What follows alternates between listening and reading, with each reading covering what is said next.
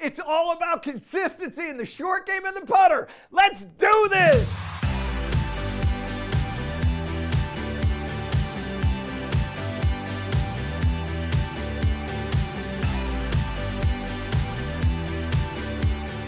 Being a great putter means you putt great in all conditions, including the wind. It's time for Proving It, presented by Titleist.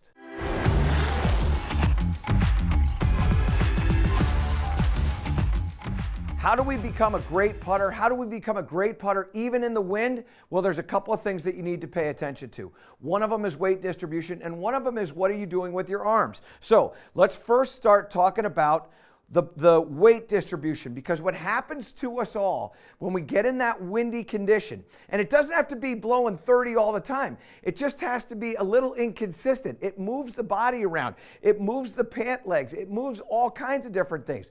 We have to get as stable as we can get, and the way you're going to do that is you're going to put a lot of weight on the forward leg. Some people say 80, some say 70. I don't know whether it's 70 or 80 or 90. What I know is it's the same.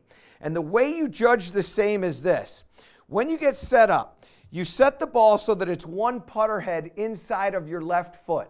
And then what I want you to do is I want you to lean enough weight so that the placket of your shirt, the buttons of your shirt are directly over that golf ball. So you're one putter head in, and then you're leaning over it just like that. Once you get into there, now you've got some stability. This trail leg is almost acting like a kickstand, and it's pushing into the lead hip. So we're in here like this, and we make that stroke. Now, the next thing I want you to pay attention to is the connection of the triceps to the rib cage or to the lateral side of the body. And we want to be able to keep that connected, because what happens to people when you're putting in the wind is you start moving your arms, or worse, you start moving your wrists. And that creates a lot of face rotation, which creates a tremendous amount of inconsistency. So what I want you to do is I want you to feel like the elbows are pointing into the pockets and the triceps are on the rib cage. And then I just want you to just feel that connection all the way through. And you'll feel your shoulders working. The ball will start on the line that you intend. Try that again. So get that connection. The elbows are pinched in. The triceps are right on the rib cage.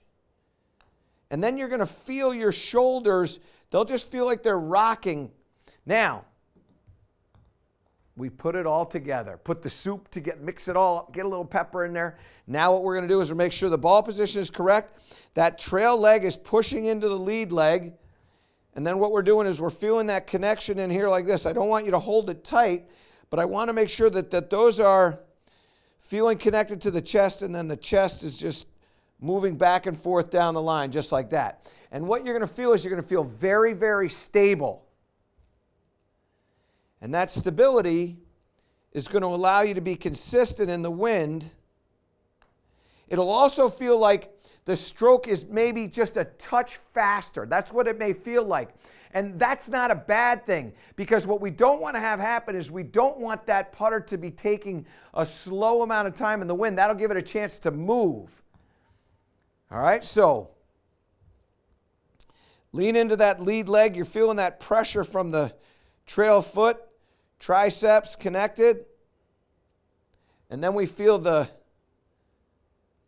chest just moving back and forth. Putter goes back and through, ball goes down into the hole. That's how you become a consistent putter in the wind. And that's Proving It, presented by Titleist. Putting is such a challenging thing, and so many times we think we're making great putting strokes and we're not, and we don't know why. Well, you know what? It's time for a grip tip presented by Golf Pride. One of the best things that you can do to help you putt better is control the loft of the putter through the stroke. In other words, as this putter is starting to move through, if I'm consistent with this face angle, I'll be consistent with the strike point. And when I'm consistent with the strike point, I'm going to get a consistent distance, a consistent roll of the golf ball, and I'll start making more putts. Now, one of the things that has come to golf in the last, say, 5 or 6 years is, and really it started well before that, but it's become prevalent, is this arm lock putting. It's a wonderful drill to help you learn how to control the face of the putter. Now, what does that mean?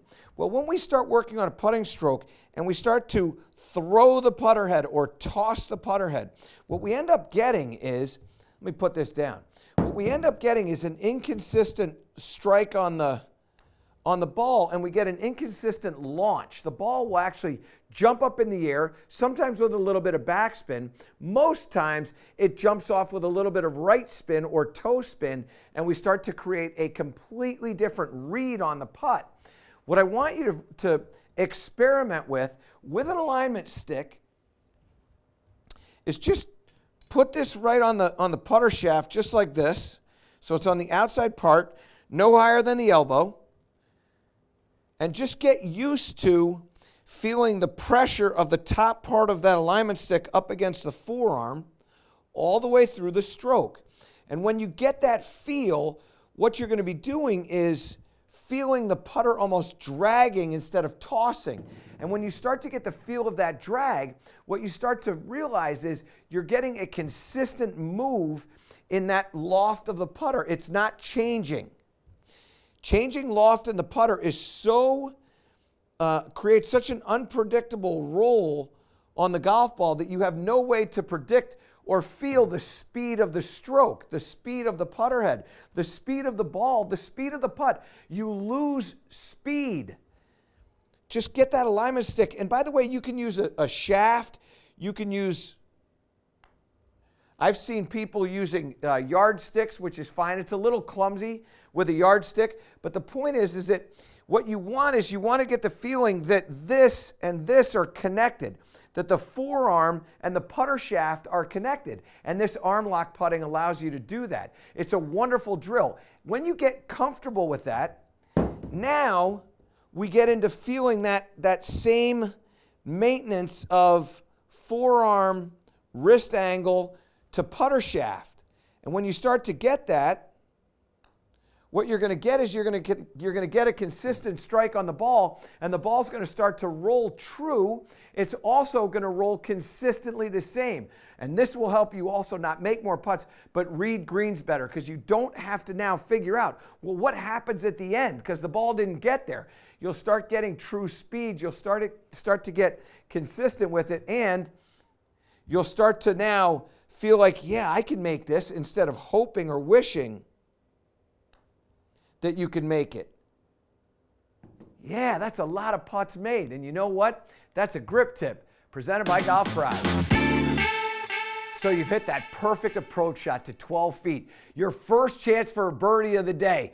You take out the lucky putter and you know you're going to give this a chance, and you hit this and it has no chance to go in. You know what? It's time for Proving It, presented by Titleist.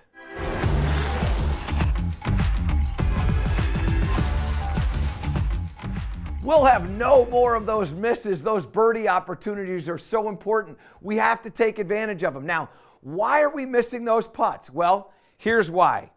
You pull the putter out, you pay little attention to what you do in your pre-swing. And so what happens is you stand over the ball, the toe of the putter is right up in the air just like this, and when you get to hitting the shot, you line it out on the toe, you flip that putter head, and the ball's missing to the left-hand side. We got to stop it. And these are things that you can be great at. The first thing you've got to do is you've got to hold this putter properly. You have to set up to the ball properly. We've got to get that toe out of being up in the air like that. That will deflect the ball to the left-hand side. We got to get the toe in the ground. Steve Stricker, one of the best putters on the planet, throw the toe in the ground. Now, I'm not saying you have to have the heel in the air, but I'm saying the toe and the heel have to be on the ground at least at the same level so that the putter face can strike the ball properly and get that ball to roll down the line. Now, here's what you're going to do. Learn how to hold this club properly. All you need is a pen. What you're going to do is you're going to see in your hand that you've got two pads. We got a heel pad and a thumb pad. When you squeeze those together, it forms a little channel, and we can hold a pen in there. Then what we're going to do is we're going to take the club, we're going to put it in there so when we hold it, the club shaft, the pen and the forearm are all in the same line. And what you'll notice is I've got a little bend to my wrist right there. So when I have that, now I bring that down to the ground, and that'll throw the toe in the ground. Take the pen out, put that thing back in your pocket, pull a ball in here just like that, and now we're going to position it in that fashion there so we feel that arch of the wrist. Go ahead and set up, and now we're going to just hit one to get used to what that feels like. And as we start to hit that, what you're going to notice is that you're not going to flip the putter head. You're going to be very, very solid with the wrists, because that arching of the wrist is going to help you be solid, and it's going to prevent face rotation. Essentially, as we start to take the face rotation out, we start getting more consistent with our strike. Now, after we get that, then I just had to hit another putt just to get a feel of that golf ball coming off the putter head. Now what we got to do is we got to get the putter out of the toe. So many times what I see you do is you get in here like this and you focus on the distance between where the hosel is and where the toe of the putter is. And that pretty much will put you out on the toe. You can see that putter the golf ball is in the cavity of the putter out towards the toe. You can see there's no space between that part of the cavity and the golf ball, but right here, there's a ton of space. I want to make sure that you've got that putter right there so it's in the center of the cavity. So now we get it in the center of the cavity like that, and now we go ahead and hit one. So it's going to feel a little bit awkward to you. And what I want you to do is I want you to continue to make strokes so that you get used to what that ball looks like in the center of the cavity, because it's going to feel like you've got it in the heel. Same thing. Good stroke there. All right. Now, from there, we now put it all together. So what we're going to do is we're going to throw that toe in the ground, feel the wrist arch, and as we do that, we feel that toe a little bit lower. Now, make sure that the ball is in the center of the cavity. That may mean you have to stand a little bit closer to it. And then we make that stroke. Oh, that was good. Same thing again. And what I really like is taking a practice stroke so you can get a feel and a little look at what that putter head is doing. Now, get it set up correctly so that the toe is in the ground. It's in the center of the cavity.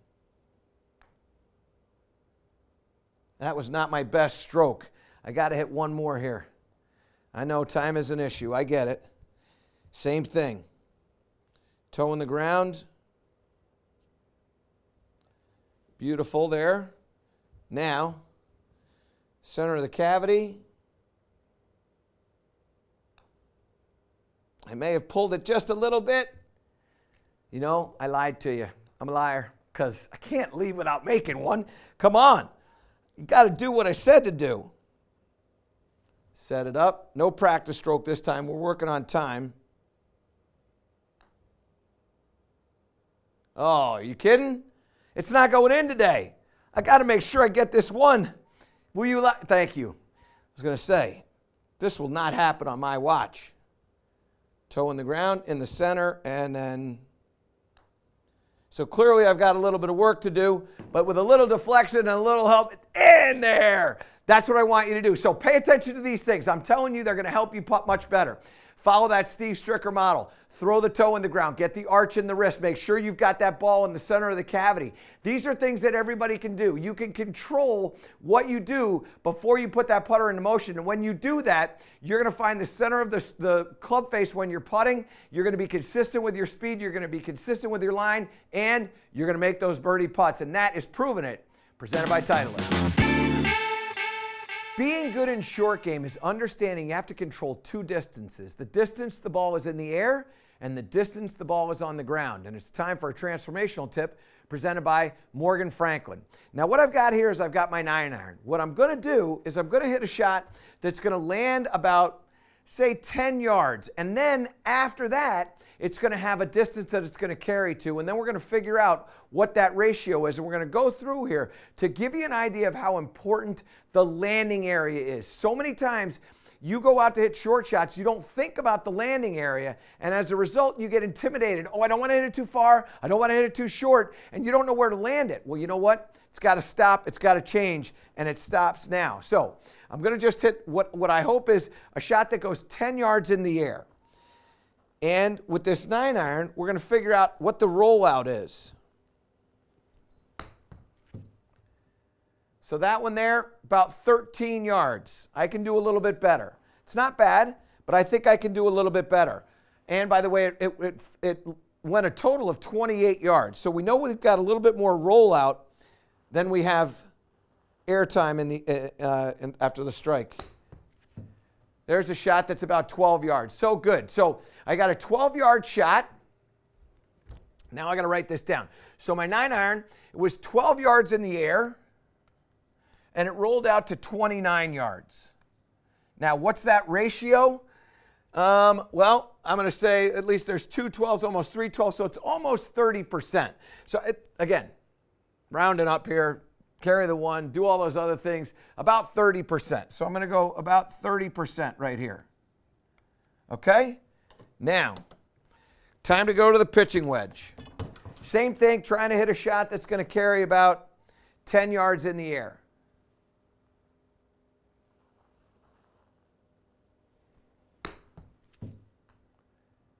About 13.5 there, so got to try another one. 13.5, and it went about 23.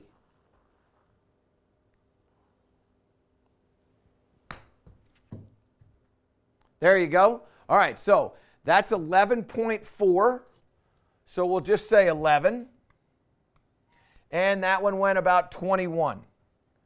So not quite, we'll call that about 50%. That's about 50%. Now, this is important as you go through here. You have to chart this stuff. And the reason why is that when you're faced with these shots, you have to have an idea of where you're going to land the golf ball. This is my 53-degree wedge, okay? Again, I'm trying to get about 10 out of this. That was about 14. So I need a little less power on that one. And again, that one went to about 20.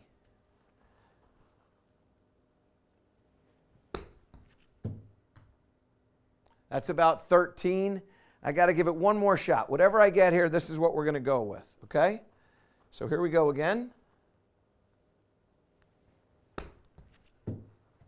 Okay, so now we got 11.9. So we'll call it 12. So now I got 12 on this one. That went a total of 17.7, so we'll call it 18. And that is, what's that percentage, Greg? So that's 67%. So we'll just say 65% because that's simpler math. And now I'm going to take my 58-degree wedge. Last one. Again, I'm going for about 10.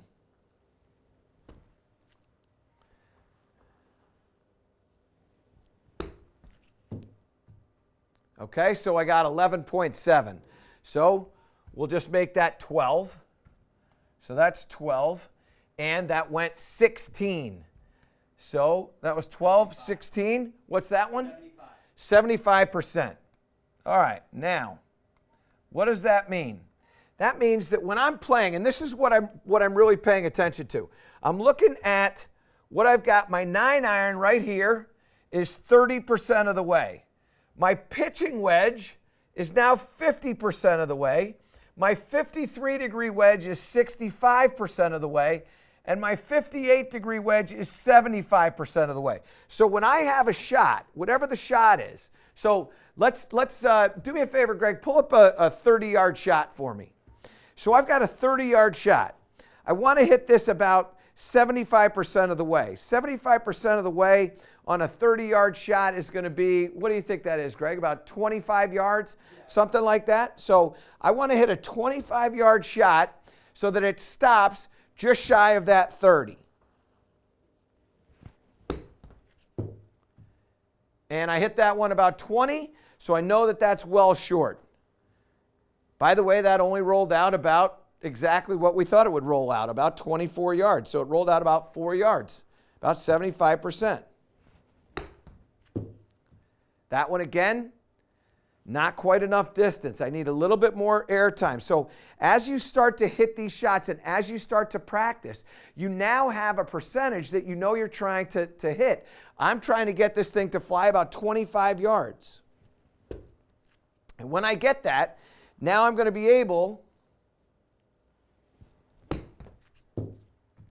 there you go. So that's about 25 yards. It was about 24 yards. So come on over here with me, because I want to show you exactly what happened. So I carried that one about 24 yards. Now, based on my ratio, I know that that should be really close to the distance that I'm trying to go. And look at what happened. It stopped at about 29. Your ratios will hold true. What does that mean? That means that once you establish your ratios, now whatever the shot is that you have, the ratios will be true, whatever the distance is. So if anytime I take my 58-degree wedge out and I don't do anything special, just set it down there, normal stance, normal distance, everything, it's going to have about 75% air time and about 25% ground time. And so whether I'm hitting a 10-yard total shot, at 10 yards, I'd land at about 7.5. Or if I'm hitting a 30-yard shot, I'm going to try to land it out there about 24, 25 yards, right in that neighborhood. And as I start to do that and I get consistent with it, now I have predictability. And once you have predictability, now you have a chance for getting shots up and down. You should know the percentages of all of your clubs so that when you're faced with something, 9 iron, 8 iron, whatever, you have a reasonable idea of what club you should hit and also where you should land the golf ball. And that's a transformational tip presented by Morgan Franklin.